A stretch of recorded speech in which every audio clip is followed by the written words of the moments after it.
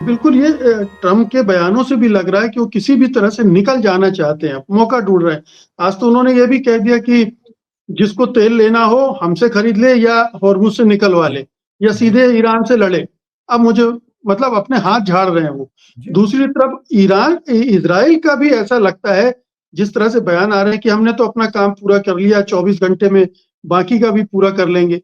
तो ऐसा लगता है कि वो भी प्रिपेयर्ड हो रहे हैं एक इस नेगोशिएशन के लिए। देखिए कि इज़राइल को पता है कि they will have to do this war again चंद सालों के बाद, लेकिन उनको एक 4-5 साल वो समझ रहे हैं कि हमने इतना डैमेज ज़रूर कर दिया है कि 4-5 साल के लिए that is probably what they are thinking.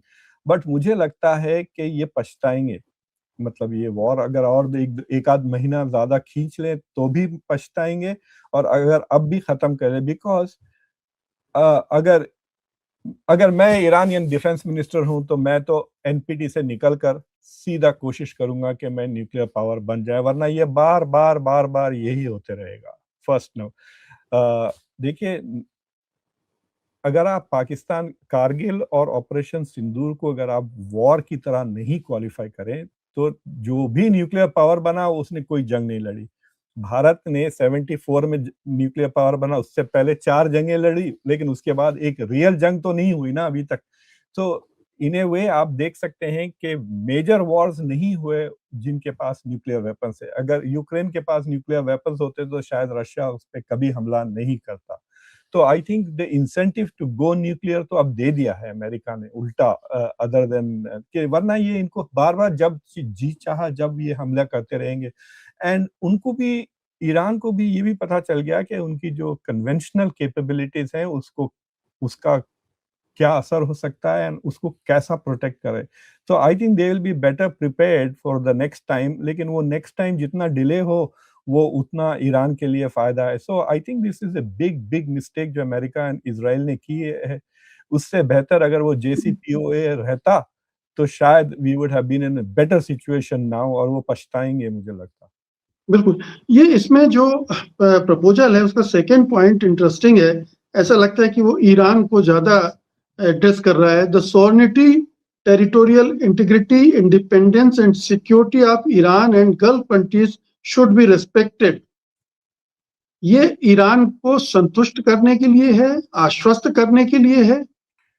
देखिए, सॉवरेनिटी किसकी थ्रेटन हो रही है? मतलब ये आप गौर करें कि चाइना के पास से जितने भी स्टेटमेंट आते हैं, उसमें ये सॉवरेनिटी वाली बात हमेशा होती है। तो मुझे लगता है कि दे डिड नॉट पे अ लॉट ऑफ अटेंशन। अगर आप उसको देखें, थोड़ा रिडंडेंसीज़ भी हैं उसमें, मतलब नंबर 2 और नंबर 5 आर रफली द सेम थिंग।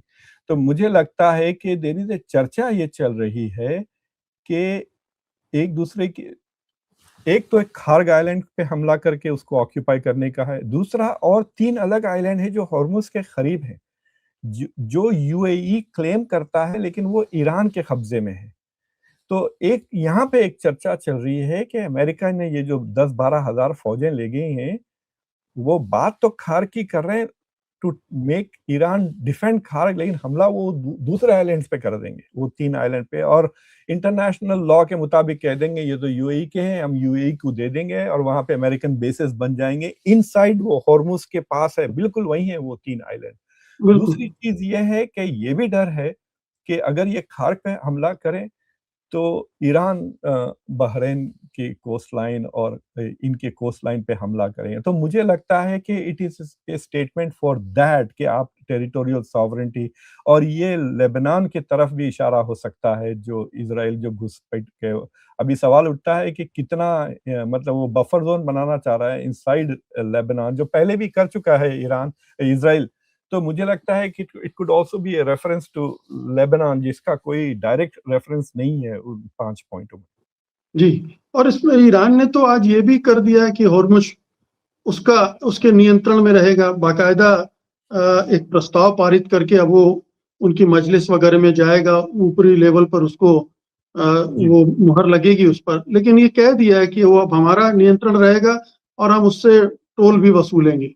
उसके जो 5 पॉइंट जो ईरान ने जवाबी 15 पॉइंट जो ट्रंप ने दिए थे, अगर आपको याद है, उसके 5 पॉइंट जो उसके जवाब में थे, उसमें एक पॉइंट यही था कि the US should recognise Iran sovereignty वो अपनी टेरिटोरियल। देखिए, ये this will be something new, क्योंकि आप आइलैंड पे सॉवरेनिटी क्लेम कर सकते हैं, लेकिन इंटरनेशनल लॉ के मुताबिक सिर्फ 14 नॉटिकल माइल्स तक आपका पानी है, उसके बाद वो आपका नहीं है। ये तो 37 कुछ है ना हॉर्मुज़। तो ये पूरा का पूरा कह रहे हैं कि मतलब इंक्लूडिंग यूएई का 14 किलोमीटर भी ये कहेंगे कि ये अब मेरा है। तो दिस इज़ फाइनेंशियल टाइम्स में एक आर्टिकल अभी छपा है, उसमें बहुत ही इंटरेस्टिंग पॉइंट वो शख्स ने लिखा कि उसका मैं ऑथर का नाम भूल रहा हूँ, कि ये जंग के बाद ऐसा लगता है कि Iran will come out stronger, क्योंकि ऑलरेडी अब वो तेल बेच रहा है फुल प्राइस पर। तो तकरीबन $15 बिलियन का उसको फ़ायदा हो रहा है ऑन द करंट जो सैंक्शंस ट्रंप ने खुद निकाल दिए। तो जो चीज़ नेगोशिएशंस से नहीं हुए 1996 से, वो ईरान की जंग की वजह से उसको सैंक्शंस उड़ गए हैं। और अगर ट्रंप कहते हैं कि I am putting the sanctions back, वो तेल की कीमत 120-125 हो जाएगी। तो आई डोंट नो, वो इंडेफिनिटली भी रह सकता अगर ट्रंप पे प्रेशर है to keep the price down. दूसरी चीज़ ये है कि आईआरजीसी का कब्ज़ा अब ज़्यादा हो गया है ईरान के ऊपर, क्योंकि मॉडरेट्स को इन्होंने मार डाला, लारिजानी जैसे लोगों को मार दिया। तो एक तरह से जिस चीज़ को ये ख़त्म करना चाह रहे थे, they were trying to finish IRGC का कंट्रोल, उन्होंने आईआरजीसी का कंट्रोल को कंसोलिडेट कर दिया।